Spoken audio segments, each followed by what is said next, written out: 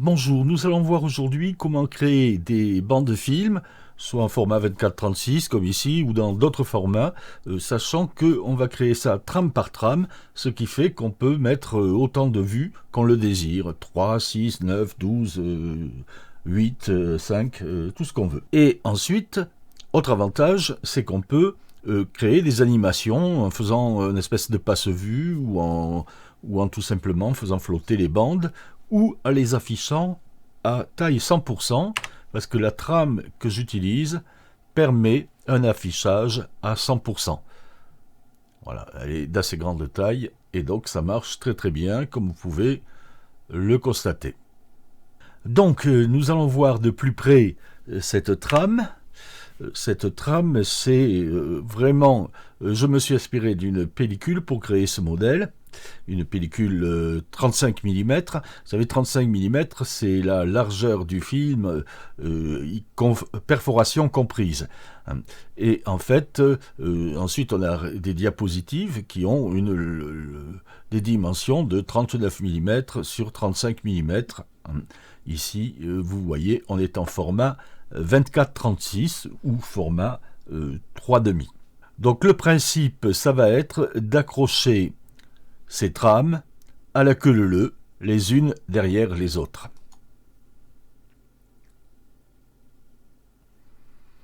Voilà. Alors vous comprenez qu'on fait une bande de la longueur qu'on désire. On peut mettre 3, 6, 9, 12, 24, 48, 60, ce qu'on veut. On met le nombre de photos qu'on veut et on peut faire défiler la trame, la bande qu'on a créée comme un passe-vue ou alors comme une bande qui traverse l'écran. On fait tout ce qu'on veut. Alors en fait, je vous mettrai en annexe sur le forum diapositive.org trois fichiers PNG pour représenter des formats d'images différents. Le format 4 tiers qui est pas mal utilisé encore sur les compacts et aussi le format 16 neuvième. C'est celui dans lequel on prépare ses photos en général pour les diaporamas et beaucoup d'appareils proposent aussi désormais ce format dès la prise de vue. Donc j'ai créé des pseudo-diapositives avec ce format, diapositive ou planche contact, ce que vous voulez, vous pouvez faire du noir et blanc bien sûr, mais vous voyez, donc c'est un format, pseudo-format, qui est créé, alors complètement anonyme, je n'ai pas mis la marque et le numéro de la vue. Vous savez que normalement, on voit écrit Kodak Safety Film, puis là, il y a marqué 0, 01, 01A, 02, 02A, etc., etc., pour numéroter les vues. Mais bon, comme là, c'est un format fantasy, et puis pour faciliter la gestion de la trame, je n'ai pas reporté ces indications. Donc, le format 4 tiers, il y a peut-être eu des appareils utilisant le film 35 mm et utilisant ce format de photo, mais j'en connais pas. Et en format 16 neuvième, à mon avis, à ma connaissance, il n'y en a jamais eu. Voilà, donc le format 3,5 c'est le format normal, mais bien sûr, on fait ce qu'on veut. Et vous voyez, souvent, j'utilise une des photos en trame de fond. Ici, c'est la dernière que j'ai choisie pour faire ça. Voilà, maintenant, on va regarder ensemble comment créer tout ça. Donc, je me place après la dernière vue et je crée une vue vide. Altesse. Donc ma vue vide, vous voyez, elle apparaît avec le fond d'écran que j'ai choisi, ici un fond d'écran vert olive, tout simplement pour pouvoir vous montrer plus facilement les perforations. Alors maintenant on va passer dans la fenêtre Objets et Animation. Nous allons chercher notre trame. Alors ici, vous voyez, j'ai 35 mm 3,5, c'est celle-là qu'on va prendre. Il y a aussi 4 tiers, 16 neuvième. On va prendre le film 35 mm en 3,5. Alors vous voyez, ça prend tout l'écran. Et pourtant, je ne suis pas à la taille maximale de l'image. On peut regarder ses dimensions. L'image, elle fait 1700 pixels sur 1524. J'ai choisi ça parce que si je prends la taille originale de cette trame, vous voyez, ça me permet d'afficher la photo quasiment en plein écran. Alors si je veux vraiment faire du plein écran sans bord, comme je vous l'ai montré dans l'exemple du début, bien je mets à 200% et vous avez vu qu'à 200%, l'image, bon, à condition bien sûr que la photo en question est une taille suffisante, l'image est de très bonne qualité. Alors maintenant, nous revenons à la taille 100% écran, voilà. Bon, donc là, c'est notre trame, et on a dit qu'on allait mettre les trames les unes derrière les autres à la queue leu, et pour les accrocher plus facilement, je déplace l'axe central, on appelle centre ici, à -100, c'est-à-dire là au bord, et donc je remets ma photo à peu près au milieu, là, panneau -60, voilà. Hein, donc ici, vous voyez, l'axe central, qui est aussi l'axe d'accrochage des photos, est ici, mais la suivante, je le mettrai là, puis etc., etc. Donc ça me permettrait, si je le désirais, d'incurver cette bande, hein, de façon, par exemple, à obtenir un cylindre. Mais je préfère la laisser à plat. Mais enfin, c'est pour faciliter le montage. Alors maintenant, on est prêt. On va pouvoir accueillir la première photo. Donc je viens chercher, ajouter une image. J'ai choisi mes photos là, une visite du jardin de Monet à Giverny. Voilà, première photo, elle arrive. Ah ben oui, elle est décalée parce que le centre de la photo est au centre, alors que le centre de ma trame, je l'ai mis sur le bord. Alors je vais laisser le centre de ma photo au centre parce que ça me sera plus facile si ensuite je veux poser d'autres objets sur cette photo, comme par exemple un logo ou une légende, ça sera plus facile. Donc je vais utiliser la commande panneau, voilà, je me mets à 100 et là je suis calé pile poil sur ma trame. Alors maintenant, il faut aller dans les propriétés et s'assurer que la photo qu'on vient de choisir a bien une dimension de 3 sur 2, 3,5, hein, c'est bien du 24-36 et pas autre chose. Parce que parfois, même les photos natives dans les appareils numériques ne font pas exactement ce format. Alors vous voyez, celle-là, elle fait 1,49766, alors qu'elle devrait faire 1,5 comme ratio d'aspect. Donc je vais activer rognage d'aspect, je tape 1,5, Enter, et vous voyez, il m'affiche 3,5, on est bien sur le bon format. Donc là, on n'a pas changé grand-chose, mais c'est quelque chose quand même d'important, et au moins quand on va créer un style, on va être sûr et certain que toutes les photos arriveront exactement avec la bonne proportion. Alors, autre chose à faire tout de suite et très importante, c'est de dire que ça, c'est un objet principal. Ensuite, on pourra créer un style à partir de ça, et c'est parce qu'on aura coché objet principal que les photos ici vont s'afficher de manière automatique quand on appliquera le style. Alors, il faut redimensionner la photo. Voilà, 93% de la trame, je sais que c'est la bonne taille. Malgré tout, il faut toujours vérifier. Donc je passe en vision 500% pour vérifier que le fond blanc que j'ai choisi à dessein ne déborde pas en haut, en bas et sur les côtés. Bon, je sais par expérience que sur les côtés, il y a moins de risques. Et comment je peux m'assurer de ça? Tout simplement en diminuant l'opacité de ma photo, en la mettant en 50%, ce qui me permet de voir le fond blanc et de voir que ma photo, effectivement, elle dépasse très légèrement. Alors le fond blanc, je l'ai calculé pour que lorsqu'on pose la photo en recouvrant bien le fond blanc, on se retrouve dans les dimensions réelles que j'ai mesurées sur de véritables diapos.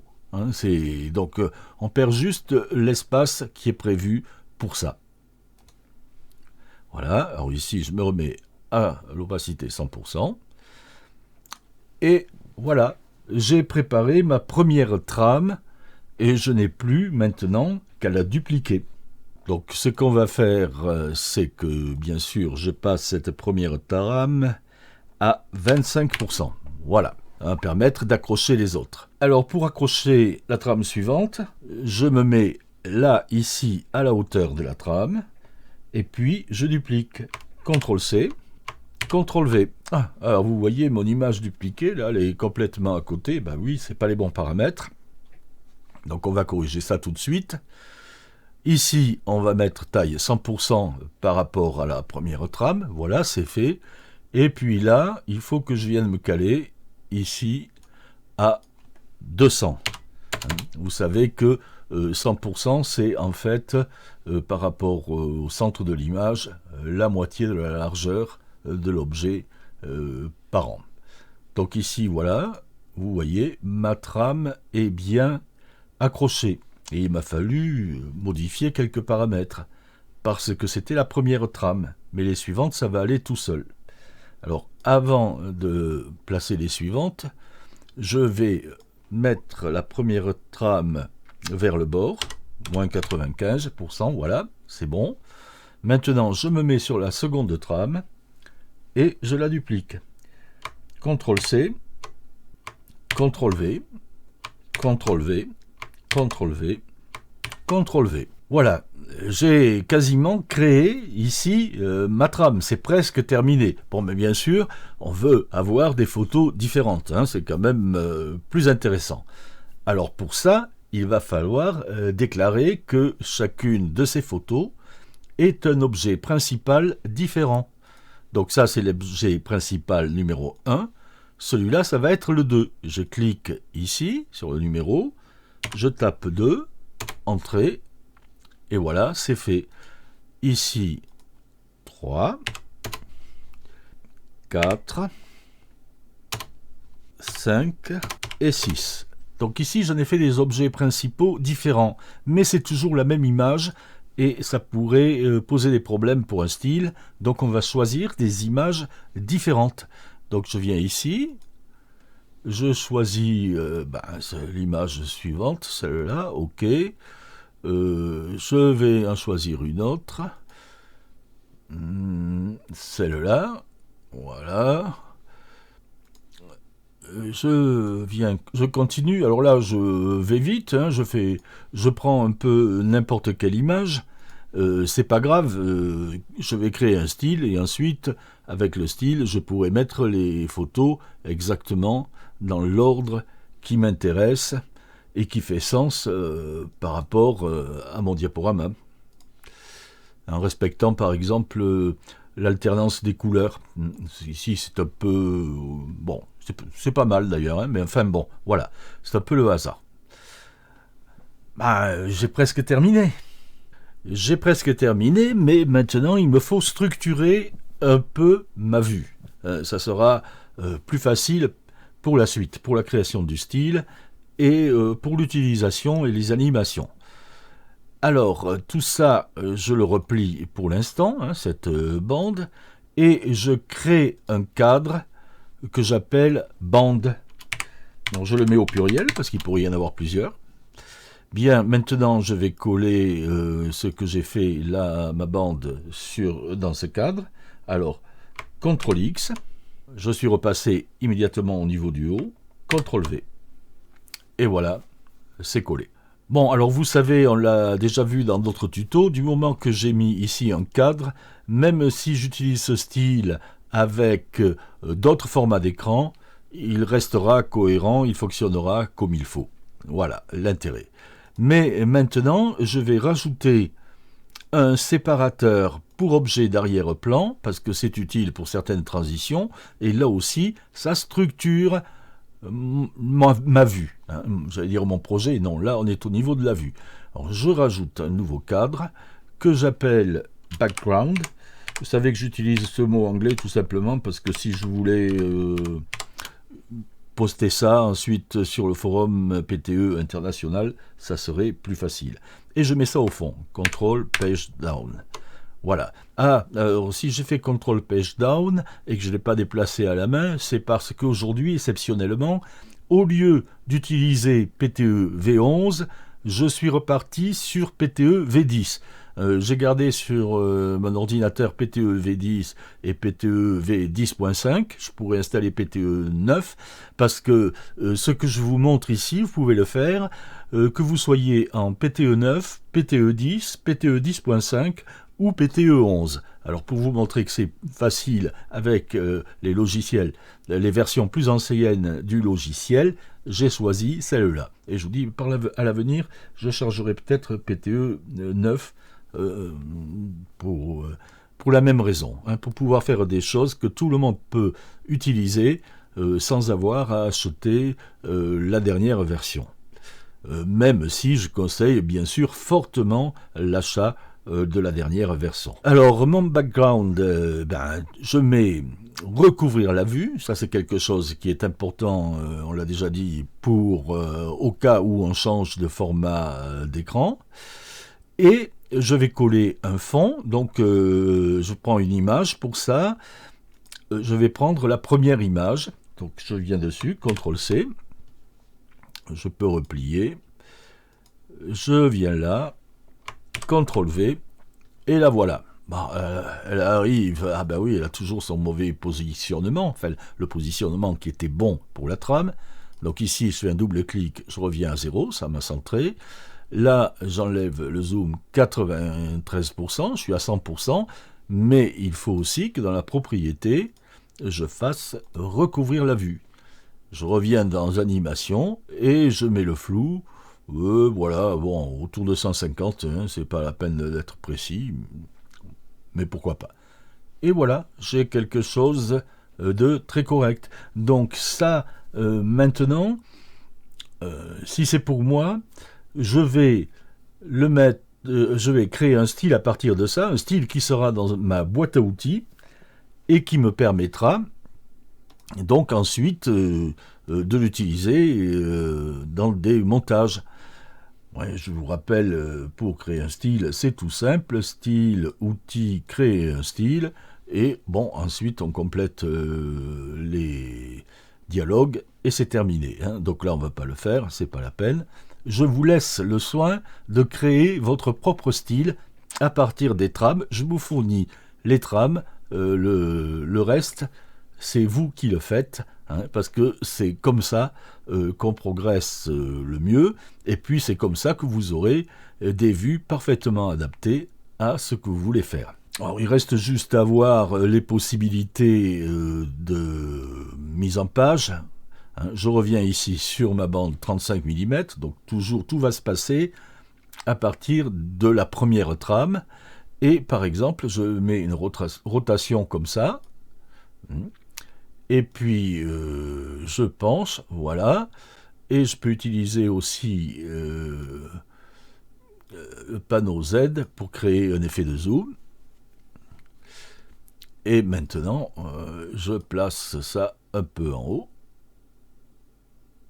Voilà. Et je peux avoir quelque chose comme ça. Bon, si vous voulez que ça reste un entier, hop. Voilà. Et donc, je pourrais dupliquer cette bande, en mettre une seconde, puis je numéroterai les objets principaux 7, 8, 9, 10, 11, 12. Et là, je mettrai 6 photos différentes. Et j'aurai la trame pour créer un style avec 2 bandes de 6 photos, par exemple. Donc voilà, maintenant, vous avez tout ce qu'il faut pour créer vos propres styles, bandes de films, qui correspondront exactement à vos besoins. Et je vous remercie pour l'attention que vous m'avez accordée. Et à bientôt pour d'autres tutos, d'autres styles. Il y en a quelques-uns en préparation. Au revoir.